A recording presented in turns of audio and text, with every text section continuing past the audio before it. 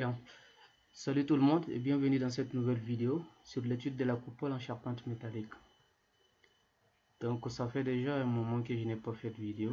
Je n'avais pas assez de temps pour continuer à faire des vidéos. Donc maintenant nous allons pouvoir continuer avec l'étape suivante qui est le dimensionnement acier des, des familles et des pièces. Donc avant d'aller faire le paramétrage réglementaire, de passer à la vérification de tous les profilés du projet, il y a un certain nombre de points essentiels qu'il faut savoir. Bon, tout d'abord, la dernière fois, je vous avais parlé de contreventement. Comme quoi, les contreventements soulagent les barres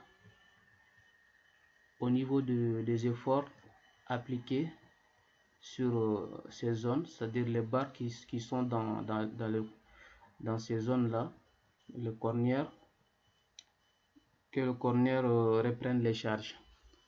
Donc en fait, ce qu'il faut faire, il faut dire au logiciel de ne pas prendre, de négliger les efforts transmis par les bardages sur les corners. En effet, les corners, leur rôle essentiel, c'est juste pour pallier au problème de déplacement.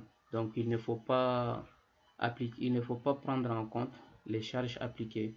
Donc pour faire une démonstration, pour avoir les idées claires, si vous sélectionnez une cornière, donc vous venez dans cette partie des propriétés, donc dans géométrie, il faut voir répartition par surface d'influence. Donc nous avons ici prendre en compte. Prendre en compte, ça veut dire que lorsque les charges sont appliquées par le biais du bardage sur la structure, donc lors des calculs, le logiciel va considérer les cornières comme étant des éléments de structure qui vont aussi supporter des charges.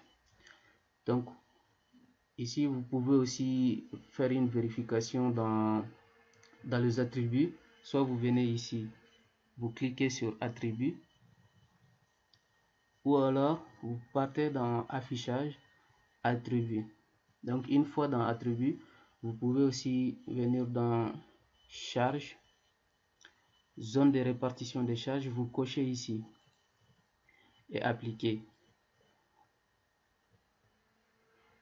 Donc le logiciel va essayer de, à partir des calculs effectués, de tracer les zones d'influence, c'est-à-dire les surfaces d'influence pour chaque barre. Voilà, comme vous voyez, après avoir appliqué la répartition de la charge, donc le robot nous montre les surfaces ou les zones d'influence pour chaque barre. Donc vous pouvez voir ici que les contreventements aussi ont des surfaces d'influence ou des zones de répartition de charge. Bon, ça, ce n'est pas seulement ce qu'il faut savoir, parce que cette répartition, c'est aussi lié au choix qu'on a fait lors de la modélisation du bardage. Le bardage, pendant la modélisation, j'avais opté pour deux directions. Donc, deux directions, ça veut dire que si à chaque petit carreau que vous voyez ici, le logiciel va essayer de répartir la surface comme, comme quoi les barres qui sont dans ces zones-là, toutes les barres vont reprendre les charges. Donc le logiciel au robot va essayer de répartir la charge en fonction des types de directions qu'on a choisi. Bon, le choix de ces directions aussi, deux directions ou une direction suivant X ou bien suivant Y, ça aussi ça va dépendre de votre conception. Donc d'une part, ça dépend de votre conception et aussi ce choix est lié à la disposition de vos pannes sur vos poutres. Donc il faut vraiment faire attention à tout ça, parce que si, bon, je vais désactiver ça.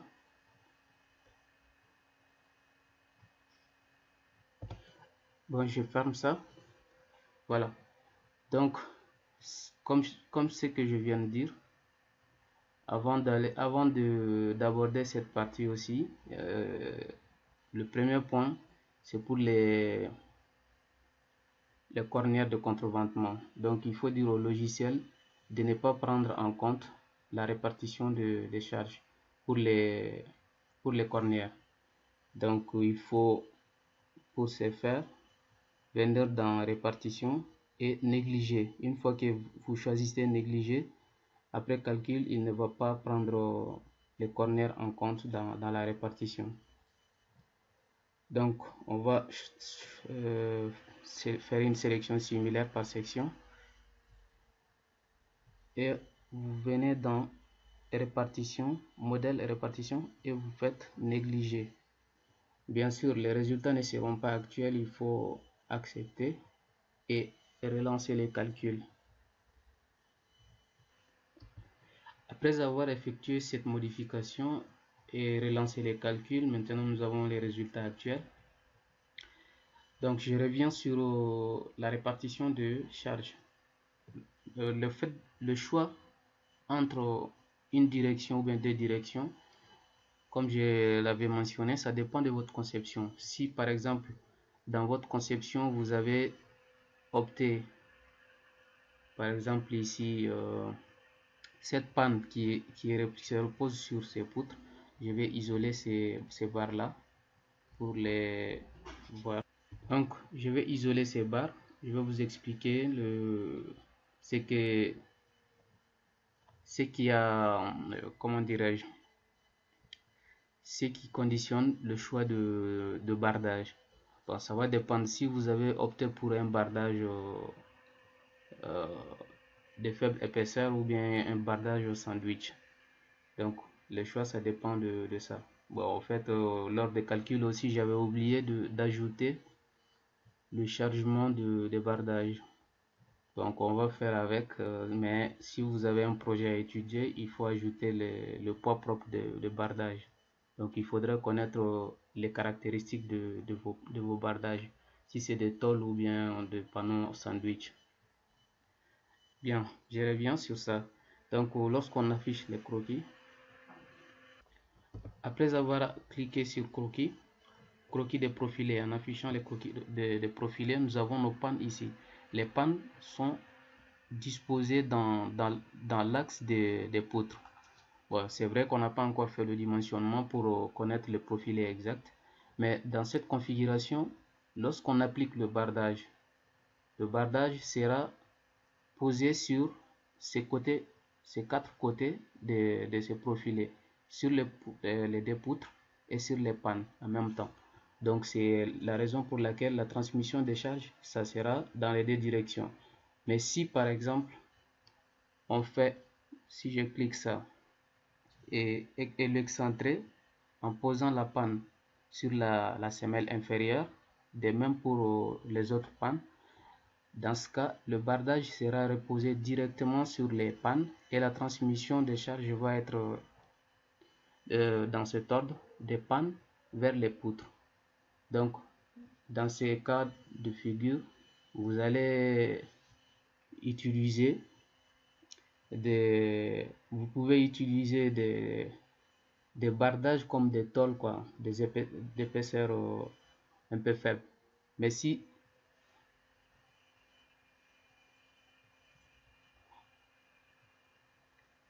si par exemple ces deux barres qui sont de membrures supérieures de nos poutres étaient des profilés IPE, donc avec une section beaucoup plus grande que celle des pannes, et que le pan se trouvait dans l'axe de cette membrure, on allait avoir un décalage entre l'aile supérieure de la panne et l'aile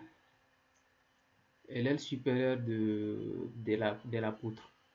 Et dans ce cas, il allait avoir ces décalages. Donc pour combler ces vides, il faut choisir un panneau sandwich plus, c'est-à-dire un bardage plus épais qui va combler ces vides.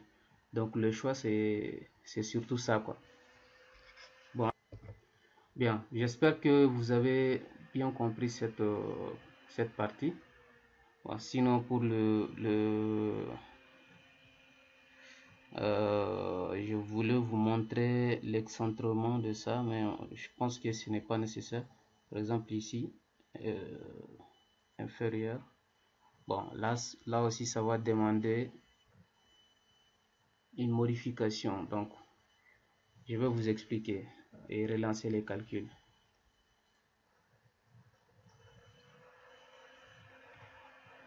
Bon, ici, ça n'a pas vraiment changé. Mais si vous partez, bon, ça c'est juste pour l'excentrement. L'excentricité, vous pouvez faire relatif et spécifier par exemple les barres, la barre par rapport à laquelle il faut excentrer. Et ça c'est la semelle inférieure de ce profilé. OK. Pour les désaxages, on veut que ça soit ici. OK. Donc, on ajoute OK. Et vous voyez, on a excentré, c'est-à-dire que si on avait cette configuration, donc on pouvait dans ces cas positionner les bardages sur les pannes. Et par la suite, le système de transmission de charge, ça va être dans, dans une direction, quoi, puisque les bardages seront posés directement sur les pannes. Bon, ça ne nous intéresse pas vraiment ici. Ça, c'était juste pour vous expliquer le choix d'une direction ou de des directions. Bon, je ne vais pas l'appliquer. Je vais laisser comme ça.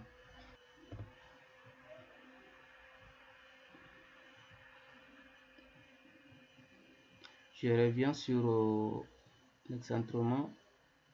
Ça, c'est bon. Désaxage. Bon, par rapport dans l'axe. Ajouter. OK.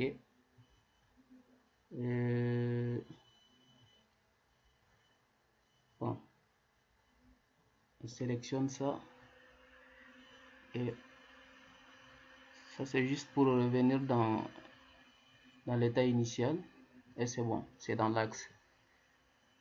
On ferme et on applique. Ah, c'est un problème ça. Bon, je reviens. Relâchement aucun. Donc c'est bon. J'espère que vous avez compris le principe. Donc à présent, il faut aussi savoir que sur le robot,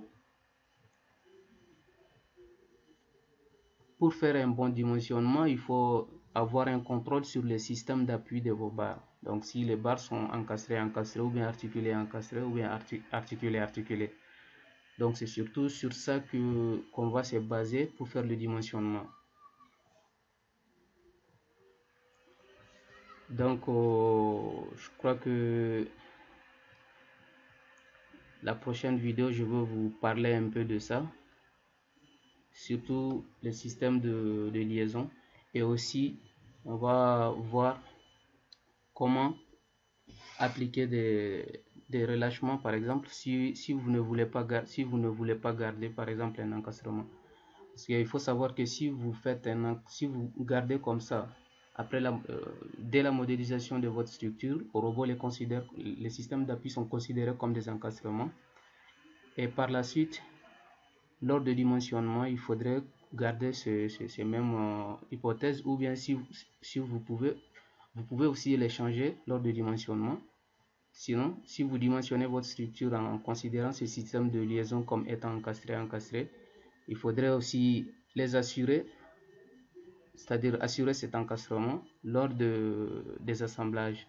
Et ça, vous pouvez avoir des barres qui ne nécessitent pas vraiment d'encastrement. Donc, l'encastrement, ça risque d'être une solution qui n'est pas vraiment, comment dirais-je, ça risque d'être juste, ça va peut-être vous pousser à avoir d'autres résultats qui ne correspondent pas vraiment à ce que vous souhaiterez, avoir. Bon, je vous dis à la prochaine.